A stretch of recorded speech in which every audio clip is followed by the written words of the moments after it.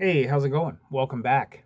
Today we're going to discuss the input of norms and the effect that it's had on the direction of our musical preferences over our lifetimes. Now, by norms, I mean the casual music listener. I think we can agree that pretty much everyone enjoys music to some extent, but not everyone is immersed in it, let alone to one or two specific genres, as some of us are. Also, not everyone has the record collecting disease that some of us have. But since, the first time I heard punk and decided that I was interested in it and that was my thing, every single older person in my life had a brush with punk and wanted to offer their input once they discovered that I had become interested in it. And I think that was because, like this was when I was 14. It had been less than 10 years since punk was fresh. So it was still, it was still on everyone's mind. It was still new to them, kind of. Um, I find you can divide these people into two basic camps. On the one hand, you have people that fondly recall their brush with punk, and that's usually women for some reason. The women that I've met in my life that were older than me that had been to punk shows in the late 70s and whatnot, they gush about it. Like, oh, my girlfriends and we each dropped acid and went to the Schooner to watch Teenage Head, and it was the best time of my life. I can't even believe I didn't die that night. It was beautiful. But on the other side of the coin, you have the people that are almost resentful about it. They're like, fucking punk fucking sucked. I was into it for 5 minutes and then I was just gone. Fuck that. But this one band rules. And that always kind of fascinated me because, this one particular band, whoever it may be, made enough of an impact on this fucking sourpuss that they still recall them fondly. Um, but then you can even divide it into two further camps where you have the people that used to actually be into punk when it was in its formative stages. And then you have the people that kind of just like to drink and would go to bars and just, viewed punk as a curiosity that they just happened to be there for. There are also variables with it, like location, because, there weren't as many bands back then, but there were different local bands. So depending on where in the world you are, people's stories are going to involve, different local bands that, you may be paying $100 for their singles nowadays. Um, and also, I think just the era that it happened in, because, like, I mean, back when I was a kid and they were like, oh, if you're getting into punk, you got to hear this band. No ifs, ands, or buts. You got to hear this band. I couldn't just pull my phone out and, pull up Spotify and listen to them. I actually had to work for it. And half the time that didn't even work. So there's variables. But having said all that, over the course of my life, I've met many people that found out I was into punk and then just had to suggest bands to me. I got this idea because I ran into a guy by the name of Lee. I've known him my entire life. I haven't seen him in years. I saw him recently, but I've known him my whole life because he was friends with one of my uncles, my dad's brother. And I remember when I was a kid, they would be in the basement and I would smell, what I didn't know what it was at the time, but turns out it was weed. And they'd be blasting the Scorpions and Moxie and shit like that, all the hard rock stuff of the day. Um, but when Lee actually got wind that I was getting interested in punk, he came up and he's like, I had a brush with punk, wasn't really my thing, but I love this band. They're my favorite band ever. And that band was the Stranglers. This is Stranglers 4, Rattus Norvegicus. Yeah, that's it. Yeah, it's his favorite band, and even when I saw him recently, he was asking me if I was still into punk, and he still said Stranglers still his favorite band. I've had other people recommend the Stranglers to me over the years, but the thing is most of these people, like, they only know one or two bands. They only know like one song by each of these bands, maybe. And the case with the Stranglers is no different. The only song they seem to know is Peaches, which is the opening track of the second side of this record. other than that, I've never heard anyone even mention another Stranglers title to me when they were recommending them to me. It was always Peaches. So I don't know if maybe back in the day Peaches got airplay on the radio or something, but yeah. And you get to the most pedestrian of them all, Sex Pistols. Had a billion people, actually ask me if I've ever heard the Sex Pistols. Like, huh? You know, you kind of can't escape it. If you say you're into punk, Sex Pistols, 9 out of 10 times is the band someone's going to mention to you. Just can't be avoided. Great record. It shouldn't have to be avoided, but I mean, is what it is. Same goes for Dead Kennedys. The people that usually recommend this, over my lifetime have been older dudes that thought they were edgy because they wear, Chuck Taylors. They're the ones that know Dead Kennedys.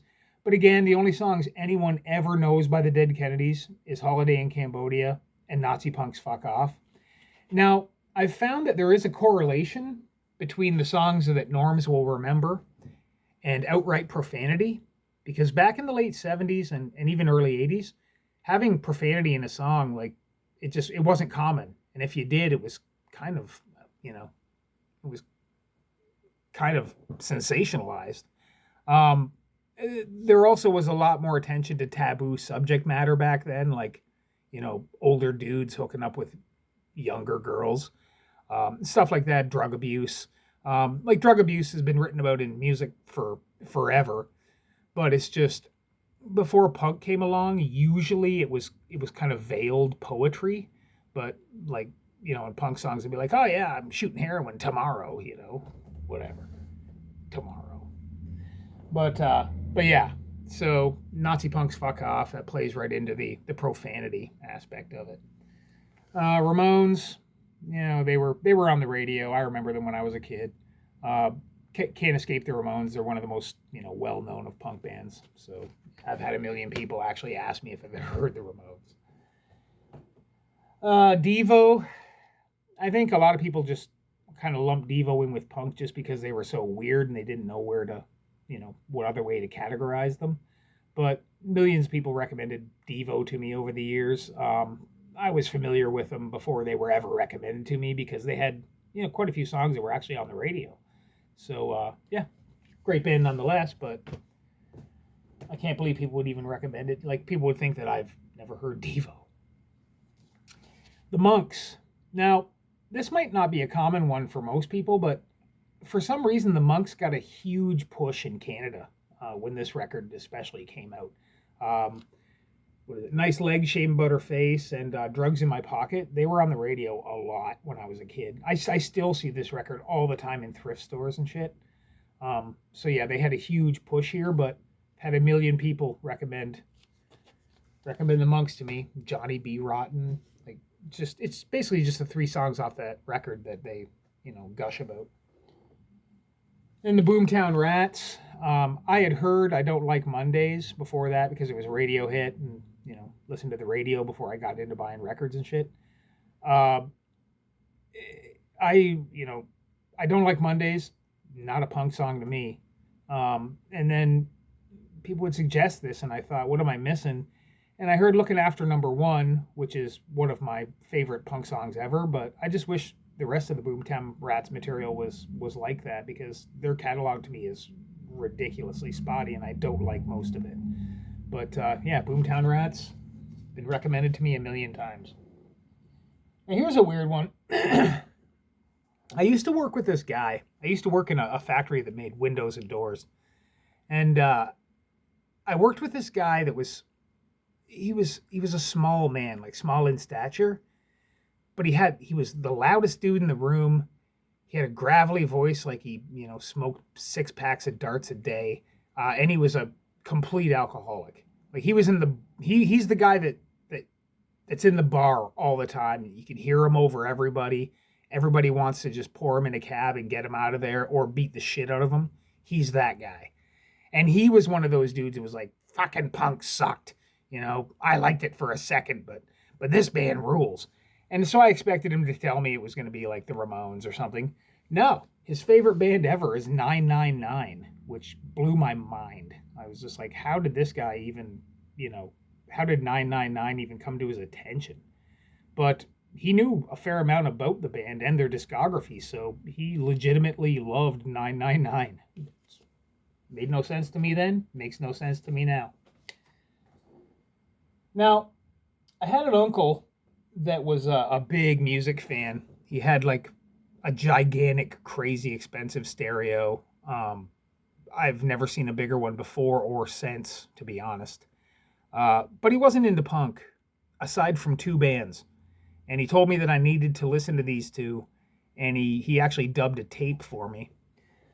Now, one of those bands was the Electric Chairs, who have also been recommended to me over the years, but the only song anyone knows by the Electric Chairs is Fuck Off. So there's that profanity thing I was talking about again.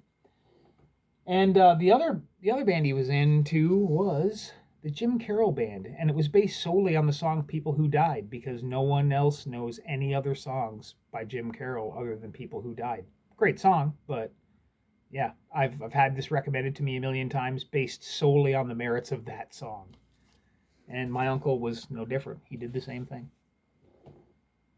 Here's another kind of an odd one. I worked at a different factory, actually, because my area is... It used to be like a bastion of the automotive industry. There was factories everywhere. You could walk into one, start work, after 15 minutes decide the job sucked, quit, walk down the road and have another job and be working again in an hour. It's not the same now, but back then that's what it was like. So many factories here. But I worked at this one. There was a guy named Gerald. Hell of a nice guy. It smelled like he bathed in marijuana. Like you could smell weed on that guy from, a mile away. He actually just passed away recently, so R.I.P. Gerald. But he told me he was never really into punk except for one band. And that band was the Tuff Darts, which is a pretty obscure band for him to be into. I had heard them before, but only the one song, Your Love Is Like Nuclear Waste, because I think I had it on a compilation or something. But he was kind of shocked that I hadn't heard the whole record. And the next day he shows up and he had dug this out of his collection and gave it to me. So thanks for the record, Gerald, and rest in peace. And we got one here. This one seems to only appeal to women for the most part, at least from my experience. My buddy's older sister, she was like, oh, if you're into punk, you got to hear this. All of her friends backed that up. They fucking loved it. And then, as my life went on, I met other women that also suggested this record. I had never paid any attention to it because I don't generally go for like solo artists. But it was Marianne Faithfull. And the only song that anyone ever seems to know by her is Broken English and, Why'd You Do It? Why'd You Do It has that profanity and that, taboo in it, like the drug abuse thing, even though it's only hash, but saying that you were smoking hash back at this point in time was probably fairly risque, I guess, and using the word cock in a song. But, had it recommended a bunch. But like I said, always by women. Now on to local bands, or semi-local bands. These are the ones I like hearing about the most because the people that I'm talking to, by and large, went and saw these bands, and I like hearing those kind of stories and, places around here that used to be, bars that would host punk bands, and now they're like a, real estate office or some shit. But the biggest one here in Ontario, as far as I can tell, is Teenage Head. Everybody in Ontario over the age of 40 knows who Teenage Head are. They played everywhere. They played often, and for like a long fucking time, up till now, really. Even though Gord Lewis recently was murdered. But yeah, Teenage Head, everybody knew them.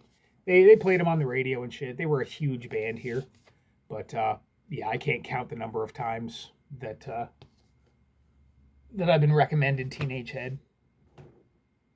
That didn't sound right. And then one kind of more specific to my town, but the Demics from London. I'm from just outside of London, but so a lot of the old, late 70s punks that I've met in my day used to go see the Demics in their day. Great band. Wish I could have seen them, but I never did. Forgotten Rebels from Hamilton. I kind of want to say they started in Kitchener, but I don't know if I'm just crazy. But at least from Hamilton, that's where they're out of now.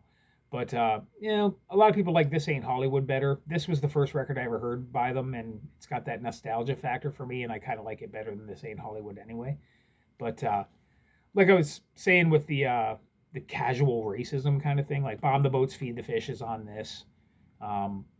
It was more of a backlash to after the Vietnam War, where a lot of the people were displaced and they ended up moving, to other places in the world, and a lot came here. So Bomb the Boats, Feed the Fish was kind of in regard to that, but it was completely tongue in cheek, but no one took it that way. So for a long time, we thought Forgotten Rebels were a bunch of racist assholes, but no. Yeah, and Fuck Me Dead was the other song everybody knows off this. There's the profanity thing and taboo because it's about necrophilia. So sucking back a few cold ones. And Battered Wives, Toronto band. Must have played around quite a bit because I've had a million people talk about seeing them. Cleve Anderson on drums, who went on to be in Blue Rodeo, which was a huge radio band here in Ontario, at least. Kind of a rootsy thing. Not my thing at all, but he played in a bunch. He played in like Tirana and a bunch of other bands as well. But yeah, Battered Wives. People loved them. Blue Peter. I've actually seen a flyer where Blue Peter played just down the street from me back in 78 or something like that, which is kind of cool. Not my favorite band. They're all right. Weird Toronto kind of rock and roll new wavy type thing, but put out quite a few records. This is the best of them as far as I can tell. But a lot of people knew who Blue Peter were. It's kind of an obscure band for anybody anywhere else, I'm thinking. Another one that kind of surprised me, and I've had several people over the years recommend this band to me. I don't know why they were popular in this area. I haven't seen it too many times, but Rubber City Rebels. It seems that a lot of the older people, when I was like early on in high school, recommended Rubber City Rebel to me. This actually came from one of those people because he just gave me his records because he wasn't into punk anymore, but he said this was a good one. And that always kind of puzzled me too because you don't really hear about them a whole lot. And then lastly, Plasmatics. They got a lot of attention on TV and everything else, and people recommended them to me specifically because they look punk. I've talked about the Plasmatics several times and how I didn't like them back in the day because I thought they kind of exploited the stereotypes of punks, and back then I was like a serious punk rocker, right? But they were kind of like cartoony punk, and Wendy O. Williams sounds like Bullwinkle. So, but yeah, Plasmatics. So, because the Clash was also recommended to me a bunch, but I don't like the Clash at all, really. A couple of tracks, controversial opinion aside, fucking fight me. But so I don't even own any Clash records. I think I might have a cassette. Violent Femmes were another one. I don't have any of their records. I might have a cassette, but Violent Femmes were kind of a punk adjacent band that a lot of people were into and knew and recommended to me. But surprisingly enough, early on, I never was recommended like Black Flag, Misfits, Germs, even Talking Heads, like in that kind of really early kind of, I refer to it as like beatnik poetry punk, but yeah, Blondie and that. Blondie was regarded as a disco band, but nobody ever made mention that their earlier stuff was closer to early punk than anything. But so a lot of bigger bands that I'd never heard of until I actually got into punk. But the ones I just showed are ones that were recommended to me over the years, and yeah. But I'm curious to hear if anyone wants to do response videos to this. I'm kind of curious to hear if you've had similar experiences and the kind of records that were recommended to you. Especially if you're in a different age group from me, because that kind of changes the whole dynamic of the thing. And it doesn't have to be punk specific either. Like, I mean, if you got turned on to country music because, like, I don't know, your aunt gave a hand job to Porter Wagner back in the 60s behind a Waffle House in, like, Cedar Rapids, Iowa or whatever, then yeah, I want to know. If that's how you got into shit, tell me. It's interesting. So, whatever. See ya.